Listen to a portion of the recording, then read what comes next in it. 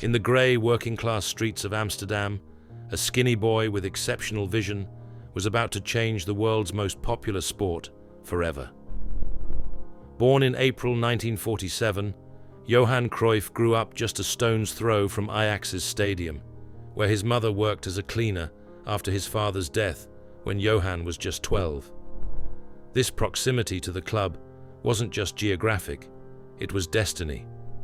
But could anyone have predicted that this slight, rebellious youth would revolutionize football so completely that we now divide the sport's history into two distinct eras, before and after Cruyff? Before Johan Cruyff, football was about strength and power. After him, it became an art form, a chess match, a philosophical statement. But what drove this Dutch mastermind to challenge everything we knew about the beautiful game?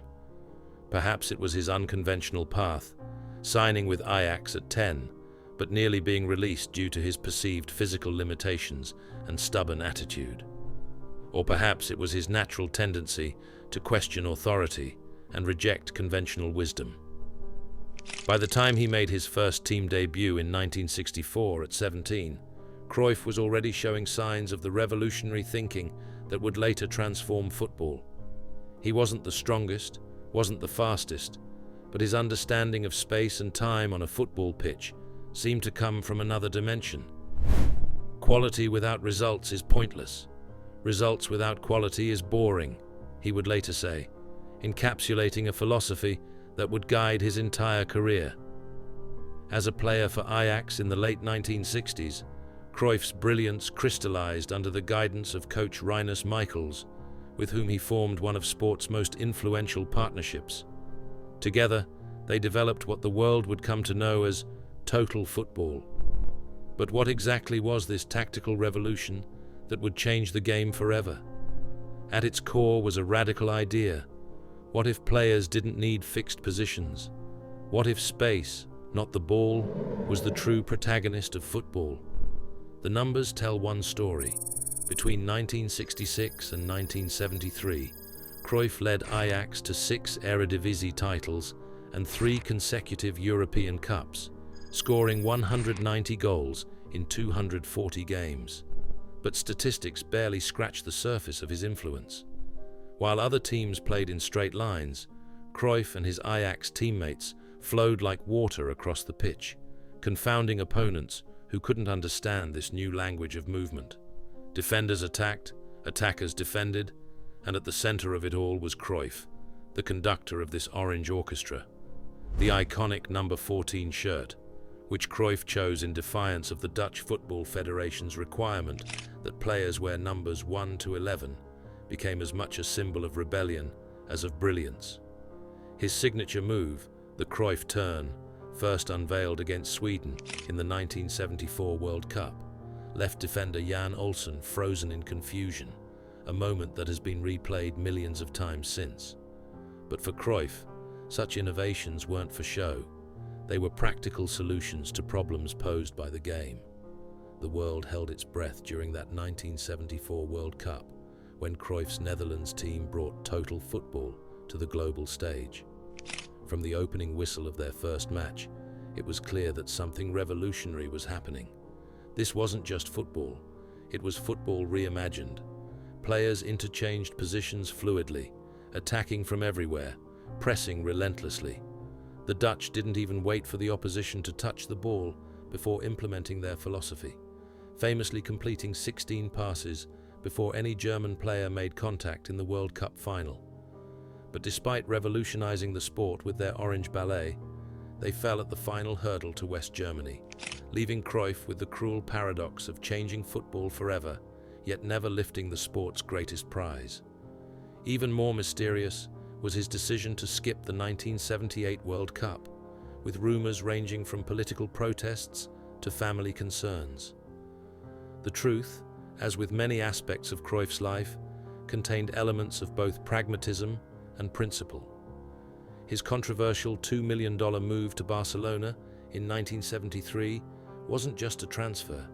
It was the beginning of a cultural revolution that would span generations. In Catalonia, a region with its own language and identity, Struggling under Franco's regime, Cruyff wasn't just a footballer. He became a symbol of Catalan pride and identity. He named his son Jordi, a Catalan name banned by Franco's government, in a move that endeared him to Barcelona fans beyond any goal he could score. When Cruyff returned to Barcelona as manager in 1988, he implemented a vision so bold that many thought it bordered on madness. "Go out and enjoy yourselves," he told his players, a revolutionary instruction in an era of defensive caution. He built La Masia, the youth academy that would become football's most famous talent factory, producing players like Guardiola, Xavi, and Iniesta, artisans trained from childhood in the Cruyffian principles of possession, position, and profound understanding of space.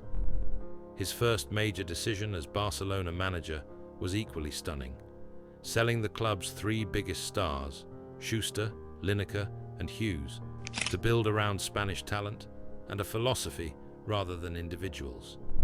"Players in general don't have much talent, so they have to work harder," he said, challenging conventional wisdom about talent versus system. His dream team dominated Spanish football, finally delivering Barcelona's first European Cup in 1992, with Cruyff's protégé Pep Guardiola controlling the midfield in a perfect embodiment of his mentor's ideas. Perhaps most significantly, Cruyff established a footballing DNA at Barcelona that would echo through decades. His famous Cruyff's rules, including that the goalkeeper must participate in build-up play, that possession is sacred, and that positional play trumps individual brilliance, became the club's commandments. When Barcelona later achieved unprecedented success under Guardiola between 2008 and 2012, it was widely acknowledged as the flowering of seeds planted by Cruyff decades earlier. While Cruyff's playing career dazzled the world with its flair and innovation, his coaching philosophy would ultimately prove more influential, creating a footballing school of thought that has spread across the globe. From Guardiola's Manchester City to the Spanish national team that dominated world football from 2008 to 2012, from Arsenal under Wenger to the German national team's reinvention, all bear Cruyffian fingerprints. Johan was the most influential figure in football history, Guardiola would later say, without exaggeration. Yet for all his success, Cruyff remained an outsider, a maverick who clashed with football's power brokers and refused to compromise his vision. His split with Barcelona in 1996 came after disagreements with President Josep Luis Núñez, ending his formal relationship with the club he had transformed. His blunt speaking style, "If I wanted you to understand, I would have explained it better," earned him as many enemies as admirers. But this uncompromising approach was essential to his revolutionary impact. Revolutions, after all, don't happen through consensus. His founding of the Cruyff Foundation in 1997, which has created over 200 Cruyff courts in disadvantaged neighborhoods worldwide, revealed another side of the man, a deep belief in football's power to transform lives beyond the professional game. For Cruyff, football was never just sport, it was education, social development, and community building. "Why couldn't you beat a richer club? I've never seen a bag of money score a goal," he famously said, believing that intelligence and philosophy could overcome financial disparities. Nobody knew it then, but Cruyff's battle with lung cancer would cut short his time to witness the full flowering of his revolutionary ideas. Diagnosed in October 2015 after having undergone heart bypass surgery in 1991, the heavy smoker, who famously appeared in cigarette advertisements during his playing career, had actually quit the habit after his heart surgery, a dramatic, life-altering wake-up call that added years to his life, but couldn't prevent his eventual diagnosis with lung cancer. He succumbed to the disease in March 2016, just as his footballing philosophy reached its global zenith.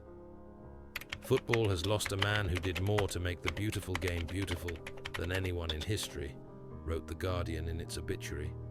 In Amsterdam, Barcelona, and footballing communities worldwide, tributes poured in not just for a great player or coach, but for a revolutionary who had fundamentally altered how we understand the game. Ajax renamed their stadium the Johan Cruyff Arena in 2018, while Barcelona named their new training complex after him. The number 14 jersey has been retired by multiple clubs, unusual honors that speak to his singular impact. However, Johan Cruyff's greatest achievement wasn't as a player or coach.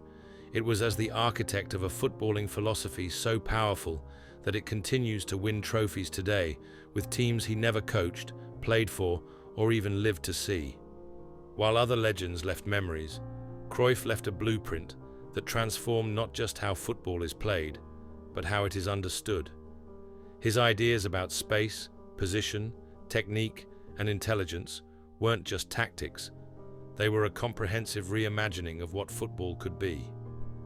Playing football is very simple, but playing simple football is the hardest thing there is, one of his most famous quotes. This paradoxical wisdom typified a man whose straightforward pronouncements often contained profound depth. And perhaps that's the ultimate legacy of Johan Cruyff, making him perhaps the only figure in sports history whose influence grows stronger with each passing year, even after his death. In a sport obsessed with the next big thing, Cruyff's vision hasn't just endured, it has conquered.